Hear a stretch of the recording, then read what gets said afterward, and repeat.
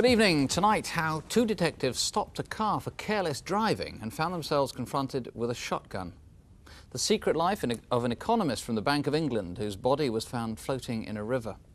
And the bizarre case of the killer, or possibly an accomplice, who's tried to contact the police, and indeed he may even ring the programme while we're on the air.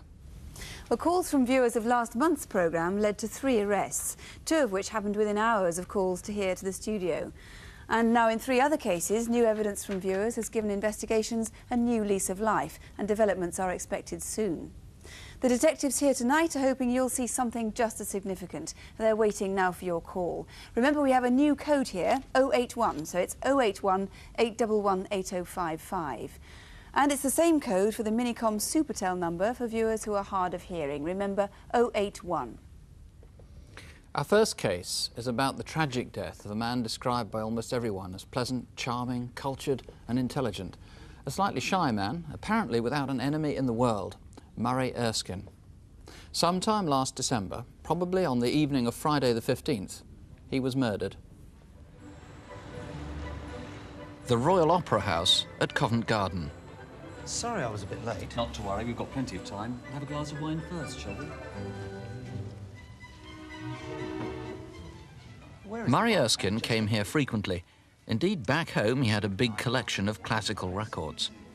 He was also something of a wine buff. Back at his flat he had a store of almost 500 fine bottles. Chablis Cru, Chablis, Sancerre, Muscadet. Is the Sancerre the 87? It is indeed, sir. We'll have a bottle of that one then, please. Right, sir. Perfect. He lived by himself in a basement in Norland Square in London's Notting Hill. He was regarded as a quiet and pleasant neighbour. Most of Murray's friends knew that he was gay. Few knew that he also had a streak of masochism. That could well be connected to his death. Just around the corner is the Norland Arms. The publican remembers Murray being there sometime in November. Pint of Lowenbrow, please. Murray used to come in to the pub 2 or 3 times a week. Not every week. Never at the weekends. No, it's 150, please. There we are. Thank you very much. Cheers. He often came in on his own. And on occasions he was joined by a young couple. It's late, isn't it? Thanks very much. Thanks very much, cheers. It was my impression that these meetings were pre-arranged. The couple, well, they looked like a professional couple on their way home from work. They were both smartly dressed and would stay and chat with Murray for about half an hour.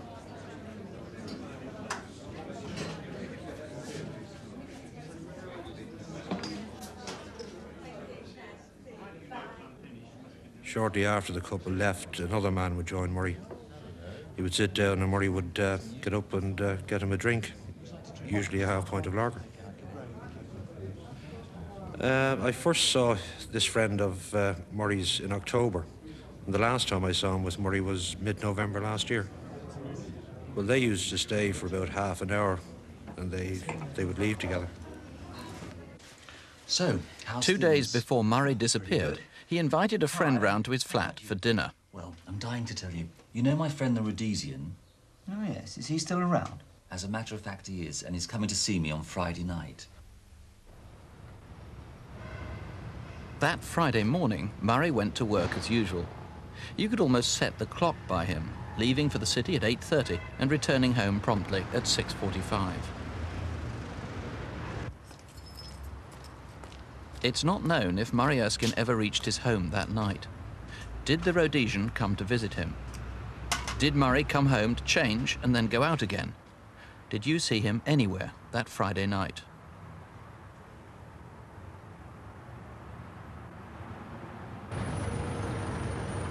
The next day, Murray's access card and checkbooks were used in London's West End.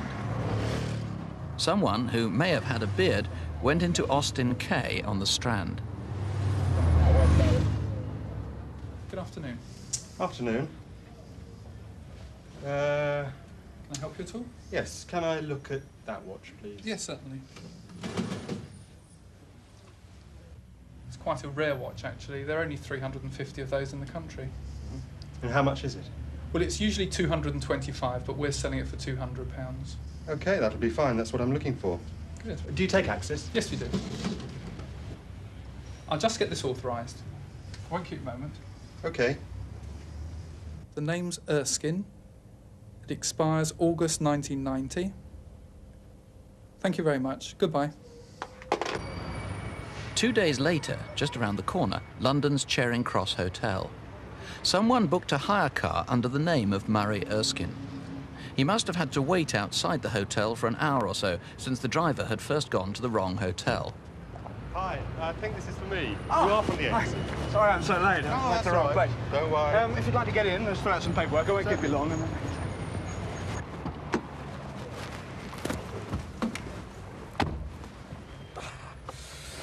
Right then. Could I have your driving licence, please, sir? Yeah, certainly. Thank you. And can I have your access card, please? Thank you very much. Right, sir. Thank you, Mr. Erskine. Everything seems to be in order. I hope you enjoy the car. Shouldn't have any problems with it. Well, that's time. Bye-bye. Thanks. The delivery driver noticed the man sat in the car for about 5 minutes before driving off. During that week before Christmas, between Monday the 18th of December and Thursday the 21st, Murray's access card and chequebook were used frequently, always in London's West End. The red Fiesta was dropped off as arranged on Thursday morning, just behind King's Cross Station. From the mileage, the car had clearly been driven outside London. Several days elapsed over the Christmas and New Year period, and then here at London's Liverpool Street Station, Murray's card and chequebook were used again.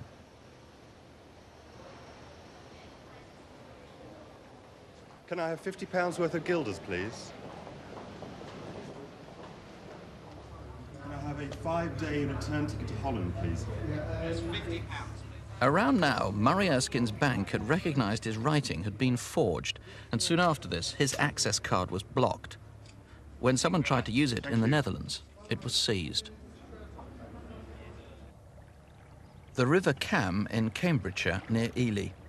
From 2 days before Christmas, there'd been several sightings of a large black plastic bag that was floating in the water near this new pub, the 5 miles from anywhere.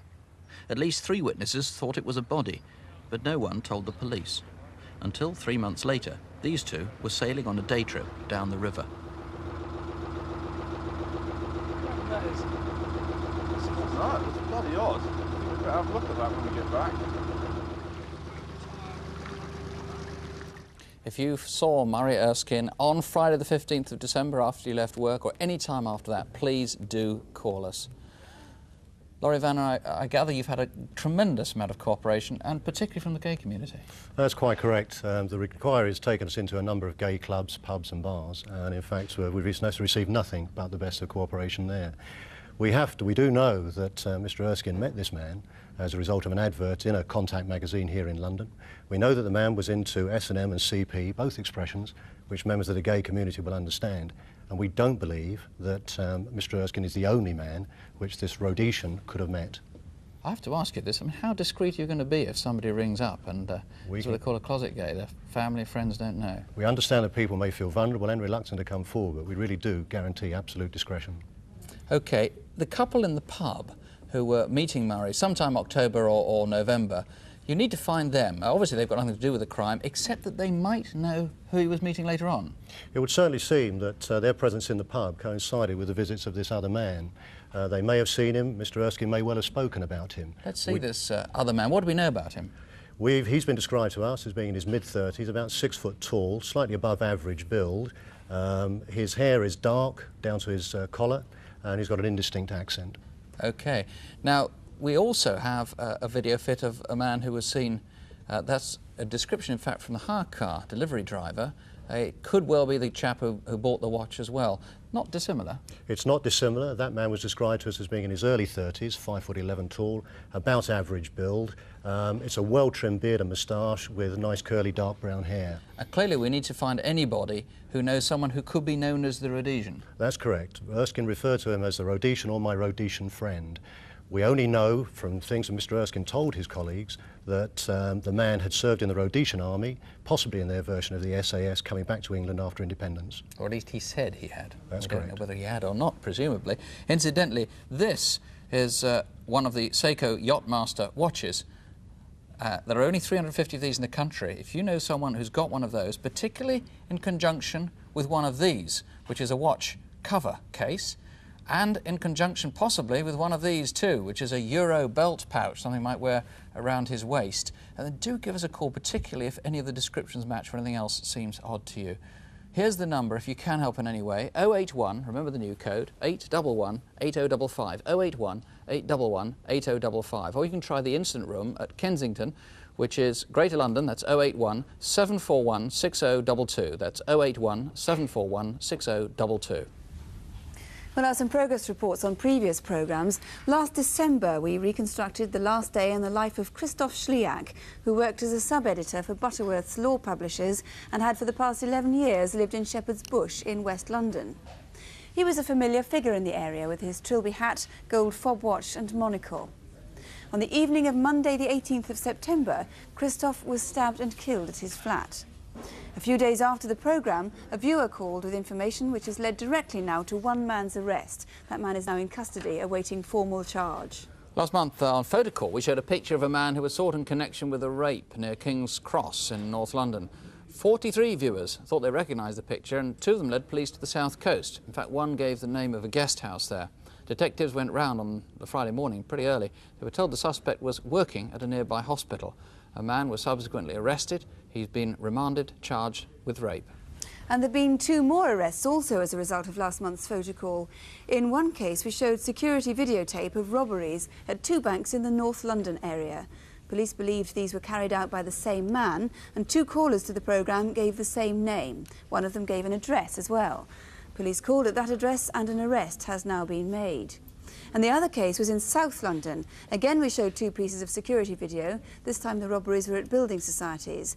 Again, police were convinced these were both carried out by the same man, and 20 callers rang with the same name.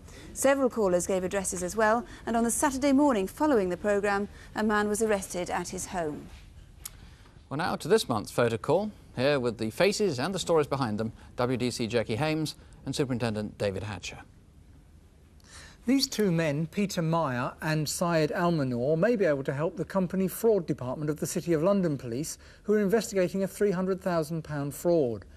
You may know them as directors of International Cellars, the trading name for Shopdean Limited, operating between June 1988 and January 89. Peter Meyer is a well-known figure in the wine trade in the United Kingdom and Germany, and may still be in contact with many people in that business. He's sometimes known as Roger Cavendish. If you had any dealings with him or Mr. Almanor, or have any information about their current whereabouts, please ring us now. Colleagues in West Mercia are looking for this man, who they believe has carried out 4 armed robberies in 3 different counties, getting away with over £7,000. He's seen here on Monday the 5th of February at the Staffordshire Building Society in Bromsgrove, Worcestershire. Far away on the south coast in Exeter, 10 days later, he was at the nationwide Anglia Building Society on Thursday the 15th of February. He couldn't escape the security camera in Shrewsbury either. Here he is in the Abbey National Building Society on Tuesday the 27th of March. He's described as 20 to 30 years old, 5'4" to 5'9", and is slim with a pock-marked face. He always wears a cloth cap and an army-style camouflage jacket, but it hardly helps him to blend into his surroundings. If you think you know who he is, please call us. Next, colleagues in Lancashire would like to speak to this man. His name is Peter Preston, or you may know him as David Eyre or Peter Briers. He may have information about a number of frauds and deceptions carried out throughout the country involving electrical equipment and cars worth about £60,000. He was last seen on Friday the 5th of January in Beetham, Cumbria, when he left his rented home, taking his wife and 2 young daughters with him. He may still be driving a white Volvo estate car, registration G392GCK. Peter Preston is 45 years old, 5 foot 10 inches tall and well built. If you know where he is, please ring us now. Colleagues in the Metropolitan Police Flying Squad are looking for this man, who's committed 5 armed robberies at banks and building societies in central London since January. The security film shows him in the Yorkshire Building Society in Maddox Street, London at 3:25 p.m. on Wednesday the 14th of March. He handed the cashier a note saying he was carrying a gun. The next day he did the same thing at Lloyd's Bank in Piccadilly, but the security camera caught him again, and at the same time too, at 3:25. He's a man in his early 20s, about 5'10" tall, with short brown hair, and has always worn dark sunglasses in the raids. If you have any information about this man, or were in the vicinity of these building societies and banks during the raids, then please ring us now. Colleagues in Hertfordshire would like to speak to this man, Gary Thompson. He was last seen at 2:30 a.m. on April the 10th, when he was dropped by a taxi in Beaconsfield Road, Walthamstow, East London. He just discharged himself from Whittington Hospital and was still wearing his pyjamas. He was born in Scotland, but his main base for many years has been Doncaster in South Yorkshire. He may be able to help detectives in Stevenage with an inquiry looking into cases of deception. Gary Thompson, or Gary Talbot as he sometimes calls himself, is 28 years old and usually wears army-style clothes. He has damaged his right ankle, which is often in a plaster cast, and therefore sometimes uses crutches. If you think you know him or any of our other photo call faces, please ring us now. And here's the number. Remember the new code, 081 811 8055. That's 081 811 8055.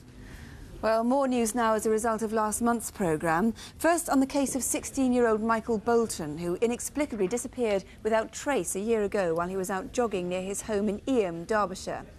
We had more than 250 calls from people anxious to help, but the results have been disappointing. There are only 10 callers who said they thought they saw Michael in Eam on the day he went missing, and those are being followed up. But many viewers rang to say that they'd seen Michael in or near the village of Stourport-on-Severn. The police have discovered that there is a boy living there who looks very much like Michael, so again, disappointment there. But there would have been thousands of people in the Eam area of the Peak District on that day, and police feel there must be many more people who could have seen Michael out in his jogging gear on the afternoon or early evening of Sunday the 7th of May last year. So if you think you did see Michael and you haven't yet contacted the police, you can either ring us here in the studio, or this is the direct line to the police station in Buxton. It's 0298 721 00. That's 0298, the code for Buxton, 721 00. Some intriguing developments on the murder in West London of the businessman Surinder Gill. If you recall, he was hijacked in his distinctive blue Mercedes in Southall High Street, and later his car was seen being driven by someone wearing a motorcycle crash helmet. Mr. Gill then seemed to get away. The next morning was found stabbed to death. Detectives now have 2 new sightings which might prove crucial. One viewer rang to say she'd seen a white car waiting in a car park just off South Road half an hour before the hijack, and someone in that car was wearing a crash helmet. Then later that same afternoon, another viewer saw what seemed to be a car chase. A car just like Surinder Gill's, racing and swerving on the wrong side of the road, pursued by another car. Again, a white one. We'll keep you in touch with what develops. Our Aladdin's Cave last month actually prompted more calls than we could count. Police are still working following up some of the claims, but 3 items have already been reunited with their owners. A housemaster at Trent College in Long Eaton in Nottinghamshire recognised his old cigarette lighter. That was the one inscribed with the name Lang. He'd given it to a friend when he gave up smoking a few years ago. He obviously doesn't want to start smoking again, so every effort is being made to trace the friend. The lady's watch we showed with the inscription "From Bill to Peg" on the back has been restored to a grateful Peg. And as often happens on Aladdin's Cave, a sharp-eyed viewer noticed a long-lost item in the background. In this case, it was a vase, and that is now back where it belongs. We're already getting quite a number of calls in on photo call cases, and also, I'm happy to say, on the Murray Erskine murder. So please, if you haven't been able to get through it, I'm told that occasionally people are finding the lines jammed. Please keep trying. There are detectives and researchers, not just in the studio, but with many more who are answering phones downstairs. And you can see pictures there of the downstairs room. There are a whole stack of lines being taken. As always, your calls will be treated with the utmost discretion. And let me remind you again of the new code, 081 811 8055. The lines, if you can't get through at the moment, they're open until midnight, but do keep trying. Now, it's a measure of the seriousness of our next case that 5 weeks later, the 2 police officers who became involved are still suffering from the shock of what happened. One of them, an experienced officer with 12 years' service in the Metropolitan Police Force behind him, is not yet able to return to duty. He was very nearly killed. Their colleagues from the flying squad in North London are now hunting 2 or maybe 3 volatile and highly dangerous armed robbers. In the film you're about to see, is there anything you recognise that jogs your memory? Our reconstruction begins in Palmer's Green in North London at a spot known locally as the Triangle. It's the junction between Alderman's Hill and Green Lanes, which is a main route to and from London, and it's busy day and night. About 100 yards away is Palmer's Green railway station, and just across the road, the nationwide Anglia Building Society. It's Thursday the 5th of April.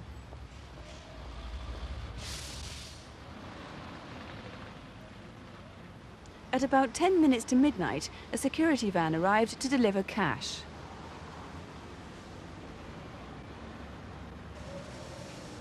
At the same time, the last train from King's Cross calls at Palmer's Green.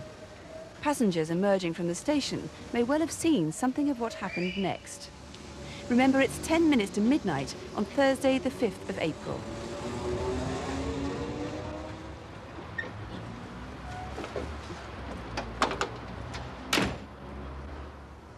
For obvious reasons, we've left out some of the security details here.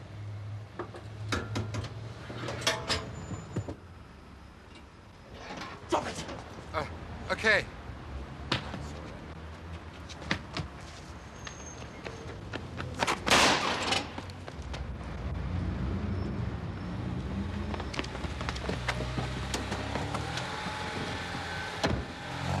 The stolen Cream Sierra drove off along Alderman's Hill. Unaware that a raid had taken place, two plainclothes policemen were just resuming their patrol. Well, that seemed to go okay. Yeah. Not looking forward to the paperwork, though. I think it's going to be a slow one tonight. Yeah? Yeah, my job could do with it, quite frankly. Yeah.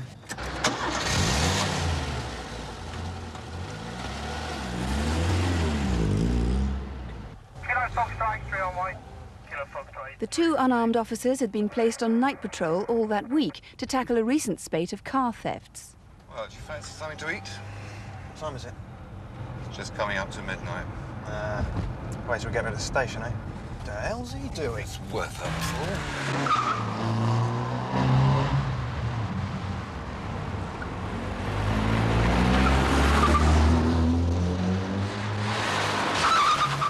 Were you driving one of the vehicles which were forced to pull in as the two cars sped down Broomfield Avenue?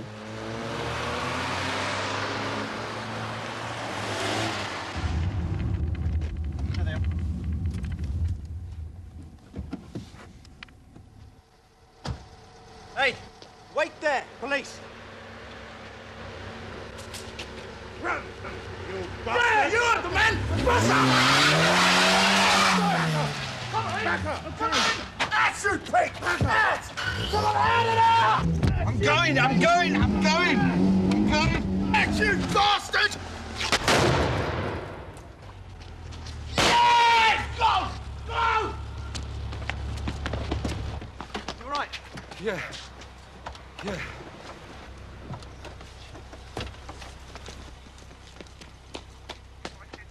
The men disappeared into pitch-dark waste ground at the back of a sports club. I'm not going in there. Call some assistance. Yankee Echo 172. Require urgent assistance. Broomfield Avenue, Cranford Avenue. Shots fired at police.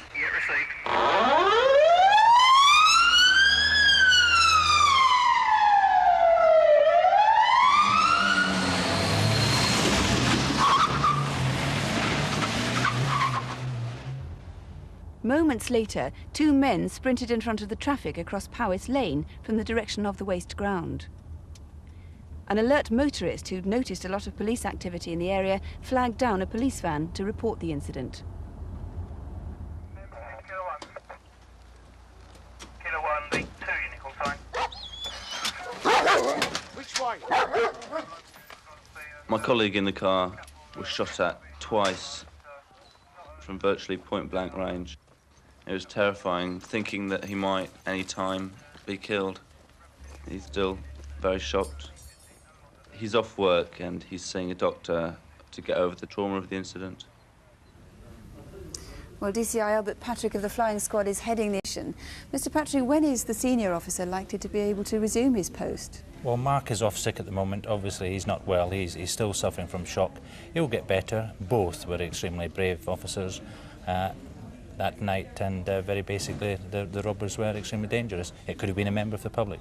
A very difficult position they were in. Because he really did come very close to death, didn't he? He was literally 2 inches away from being dead. This could easily have been a murder inquiry, and thank God it wasn't. Now, we are looking for 3 men. Do you have any descriptions at all? 3 men, yes. They're vague, best described as the gunman who shot at the police officer, 6 foot, goatee beard. The rest is quite vague. 1 white and another 1 black. So. And the third one you don't know? Well, yes, exactly. Now, these men could have been in the area of the Triangle in Palmer's Green for some hours before midnight, before the raid happened. That's correct. Obviously, to plan a robbery like that, they had to be there for some time beforehand, or information that the timing was right. So we're appealing for anybody who saw 2 men, 3 men hanging about the car. Could it have been parked there for some time? Did anybody notice it? What is vital is that the man who saw, the motorist who saw the 2 men running across Powys Lane comes forward. He hasn't come forward at all, or he didn't give the police officer his name and address. He is a vital witness, so please come forward. Don't have to say who you are, as you said in the night. Pick up the phone and just tell us what you saw. And he was driving a 4-door dark-coloured Ford Escort. That's correct. And talking of cars, the gunman used a light-coloured Sierra as a getaway car, which had been stolen 3 weeks earlier in Kilburn, so somebody might have seen that during that time. Yes, they may, but one of the crucial points there is where were the plates made up? That's a good point, I think, and we'll appeal to anyone who actually made the plates up. And there's the number B329AAG. That's correct. There are 2 other stolen cars which you're anxious to eliminate from your inquiries, or include. I'm relatively happy that we can eliminate them, but we just want to be sure. The Maestro from Tamworth was abandoned in Palmer's Green. Now, this was a Maestro stolen in Tamworth and driven down to Palmer's Green and abandoned. That's correct. And on the night of the robbery, a Montego was stolen shortly after the robbery, or thereabouts, and abandoned in Tamworth. So it looks like a straight swap, and the areas tally. Yes, they do tally, but we're not sure if they were the robbers. How much hope are you holding out at the moment for this? Sue, can I say that we are struggling. We need help. It could easily have been a murder inquiry, and I do need just a little clue as to who the robbers are. Point me in the right direction, and hopefully I'll be able to do the rest with my men. Let's hope so. If you can help Albert Patrick and his colleagues to trace these gunmen, please do ring us now. This could well be a matter of urgency. As we've said, these are dangerous men. Now, the number to ring here is 081 811 8055, or you can ring the police direct at the Flying Squad headquarters, and the number there is 071 230 2061. That's 071 230 2061. We are getting a tremendous response, let me tell you, on the Murray Erskine case. We've had large numbers of people, and I'm delighted to say most of them being prepared to give their names on a confidential basis, who've given us names of people they think could be the Rhodesian that detectives are seeking. We'll let you know more as we hear more. Well, now to Incident Desk with direct appeals on cases all over the UK. Here are Detective Constable Jackie Hames and Superintendent David Hatcher. In our first case, one of the robbers, or an associate, has left a significant clue for Crimewatch viewers. On Monday the 26th of February, 4 men broke into Heaton's Removals in Baxter's Lane, St Helens. It was 8:20 p.m. and they were to be there for nearly 3 hours. Wearing balaclavas and brandishing sticks, they locked up the night watchman and stole 12 of these Neff microwaves.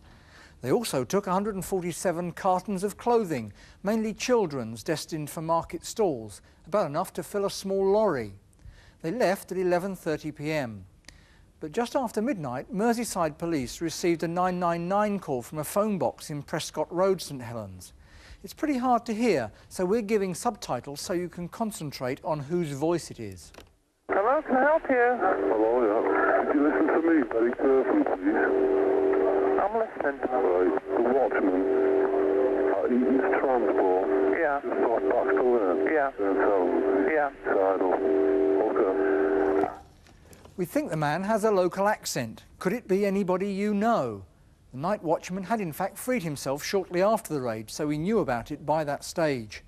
If you've any idea who the caller might be, or know where the microwaves or clothing are now, please call us. Next, police in Essex are trying to trace a man who's indecently assaulted 3 girls in the space of 1 week. The first attack took place on Monday the 19th of March at about 3:30 in the afternoon. 2 teenage girls were walking along the road known locally as Road 50, near Stainway in the Langdon Hills area of Basildon. It's a fairly new stretch that hasn't yet been linked to any other road, so there was no traffic. A man followed the girls, then grabbed one of them, pulling her into the bushes. He threatened both girls with a Stanley knife and indecently assaulted one of them. Then he ran off towards Laindon Link. The girls, only 15 years old, were obviously frightened and couldn't identify him since he wore a stocking mask. The second attack happened on Tuesday the 27th of March, this time in the early evening. Two girls walking along Lee Chapel Lane in the same area, Langdon Hills, were forced behind bushes. During the assault they were threatened with a Stanley knife and he was again wearing a stocking mask. The day before, the girls had noticed the man acting suspiciously in Lee Chapel Lane. This time, of course, they were able to see his face clearly without his stocking mask. They say he's between 5'10" and 6 foot, stocky build with a beer belly, about 25 to 30 years old, with collar-length dark brown hair, and has a lighter moustache. He speaks with a local accent and wears an earring in his left ear. If you recognise this man, please call us now. My colleagues in Staffordshire are looking for this man who, together with an accomplice, stole antiques worth over £12,000 from a stately home in Shropshire. Weston Park in Shifnal, the ancestral home of Lord Bradford, was burgled on Friday the 6th of April. That's the week before Easter. Two men drove up to the main hall and got away with 3 valuable antiques. These 2 bronze statues of Venus instructing Cupid are 10.5 inches high and are worth £10,000.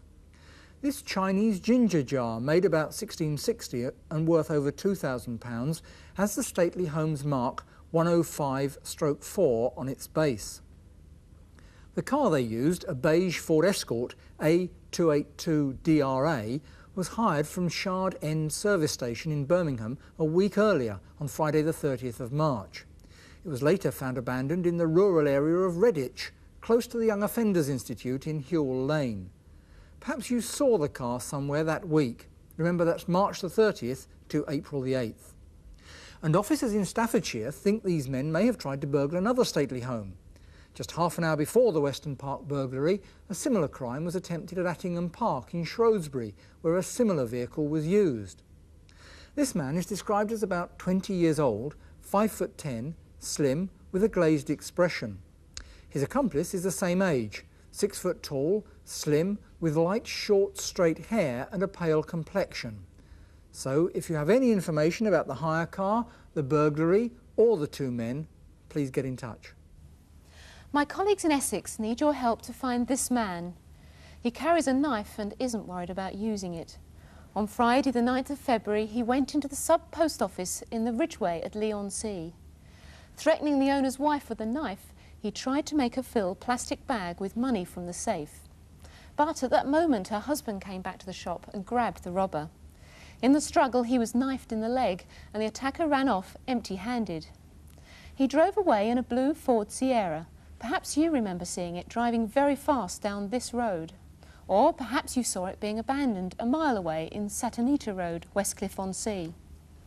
Detectives now know that the getaway car had been stolen earlier that morning from this car park at Southend East Railway Station. Did you take a train from here to Liverpool Street that day? You might have seen this man at the station. He's described as white, 6 feet tall, 25 years old, with dark brown fuzzy hair which was possibly permed. He was wearing a blue jacket with white or yellow stripes. So if you think you recognise him or remember anything that may help on this or any of our incident desk cases, please call us. And here once again is the number to call if you can help. It's 081 811 8055. That's 081 811 8055. Our next case is a murder in which the killer, or an accomplice, seems to have tried to contact the police. Detectives have a tape recording of a man's voice, they have samples of handwriting, and they have an insight into the suspect's personality, which, it must be said, seems slightly weird. Indeed, the police think that there's a real chance the murderer might call Crimewatch while we're on the air. If so, there are details that only he knows, which will prove that he was really at the scene of the killing. The police now want to see if you can help make the pieces fit together, and maybe fit someone that you know. The victim was an eminent doctor, a skin specialist, who lived in Middlesbrough. David Birkett was consultant dermatologist at the Carter Bequest Hospital, though he also held surgeries in 4 other hospitals in South Cleveland. He was a dedicated NHS doctor who'd specialised in skin disorders for nearly 30 years. It will take some time to clear up. But anyway, I'm going to prescribe some... David was also one of the UK's half-dozen figures in the field of paleopathology, the study of ancient human bones, and he was a consultant to the government. Come on, then. Tell us all about it. About what? Operation Thingamy. Rally. Your weekend of adventure in the great outdoors. When we got back... He was modest about his achievements and very popular in Linthorpe, even though many of his friends didn't feel they really knew him. David, from what I know of him, was a very private person. I think that was the most outstanding facet of his personality. He was a very kind man. He'd frequently stop to talk to people that nobody else would bother with. Over the last few years, we've got to know David a little bit better because he started to come out with several of the neighbours, my husband and myself, on a regular basis. On the Wednesday before David died, we all had arranged to go to the bowling club, and David had gone to Durham that evening. And as normal, he came in about 2 minutes just before the quiz started. He must have driven very fast to get down from Durham Yes, by I this did. time anyway. My goodness, it's cold out there too. Is it really? It is, really. Yes, I thought it might be. Good evening, ladies and gentlemen. We're going to start the quiz now. The first question is, how do frogs breathe underwater? We know the answer to that, don't we? Second question, where are the heights of Abraham? Oh, I know that one. In the group, he had the best intellect out of all of us, really. He had an outstanding intellect, general knowledge and ability. It's the day of his death, Saturday the 3rd of February. David was divorced and lived alone, and his routine on Saturdays was to go down to the shops. Oh, Virgin flight brochure, please. Right, send it. There you go. Oh, thank you. Is it business or pleasure this time? Oh, a bit of both, really. I'm taking my daughter with me on a trip to America. Oh, very good. When you got your date sorted, give us a ring. I will do. Cheerio. Bye-bye. Dr. Birkett was seen in several other shops in Linthorpe and in Middlesbrough town centre before returning home to Cornfield Road. He'd lived here for 13 years, 3 of them alone, though he saw a good deal of his former wife and children. He began to prepare his evening meal, and at about 5:20, one of his neighbours cycling down the lane adjoining David's house saw him sitting alone in his kitchen. It was the last time David Birkett is known to have been seen alive. Nearly an hour later, at about 6:10, this witness, a local farmer, noticed someone sitting on David's next-door neighbour's garden wall. David usually went out with friends on Saturday night, but by 6:30 he'd still not been in touch to make arrangements.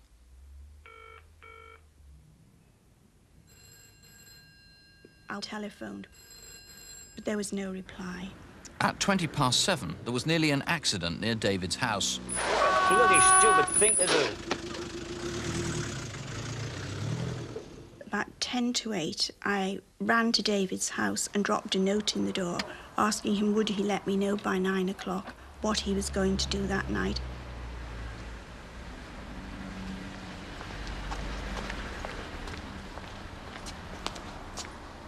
And then I went down the side of the house where I noticed that the kitchen windows were all steamed up. I was a little bit concerned because I felt I could smell burning potatoes. An hour later, a witness waiting for a bus saw someone in the phone box in Union Street at the junction of Parliament Road. It's some 15 minutes walk from David's house. Someone from this phone box dialed 999 and implied there'd been a murder. The witness saw a man use the phone box 3 times, but only saw him speak once.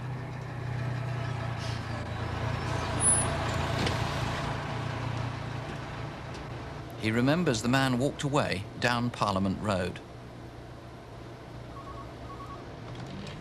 Hello? It's Frank. I've tried to get David 2 or 3 times on the phone. There's no answer. What do you want to do this evening? Well, I think we should do our normal and stick to our normal plan in that we go along to the theatre club. And David may come along at 10:15. David never did join his friends at the little theatre club that Saturday night. And the next day, Sunday the 4th of February, his body was discovered in his home. He'd been beaten to death. There's one male found dead in the house. Could you ask studio to attend? Brian Leonard, obviously you need to eliminate that man who was seen by the phone boxes from where the 999 call was made. Yes, we do indeed. He's 35 to 45 years of age. He's medium build, 6 feet tall, and he was dressed in a dark anorak. OK, fairly distinctive features. You want him to call. It could be the man who dialed 999, of course, but there's no way of telling. That's right. He may well not be connected with the murder. Okay. But obviously we need to trace and eliminate him from the inquiry. Now, not only did someone ring the police, but someone wrote this letter to you. Now, this is the first page of it, which is stenciled, and I gather people who know about stencils say it's fairly well done. That's right. This next page is more interesting. It's got a verse here, which seems to be about martial arts. Heaven and earth are my parents, Psyche Tandon is my home, Stoicism is my body. Very interesting, this line here. I can throw my life away at an instant. Can you? Yes, we've received many anonymous letters, but because of the content of this particular letter, we're rather interested in finding the author of it. It's very important that we find the writer of that letter. There were details in this that suggested he really knew inside that house, that he knew something about the crime. Indeed he did, and about the activities of the doctor himself. And you think that the murderer or the accomplice might actually ring the programme now? That is always a strong possibility. We cannot discount that. OK. Obviously, whoever rings up, they'll be asked if they can give us details which will prove they are what they say they are. A skull is missing, one of the skulls that the doctor was working on at the time. Yes, this is a skull he'd had in the house for some considerable time. It had damage to the left eye and to the rear of the skull, and obviously we need to find that skull. He used it for lecturing purposes. He may have loaned it out, but of course the killer may have taken it from the house. OK. And this bag was found This was found in the house, near to the body. It was left by the murderer. We've checked, and with the occupants of the house, the cleaner, it certainly wasn't there before Dr. Birkett was killed. OK, in itself not, of course, very useful, but if you can link it together with other things. Remember, this killing is a very brutal and very weird one, and the killer might strike again. Please help if you can. 081 811 8055. That's 081 811 8055. Or if you want to ring the Middlesbrough local incident room, try 0642 300 200. That's 0642, the code for Middlesbrough, 300 200. Well, we'll be back at 11:15 after question time, and there'll be more news on what's developed by tomorrow on Daytime Live shortly after midday.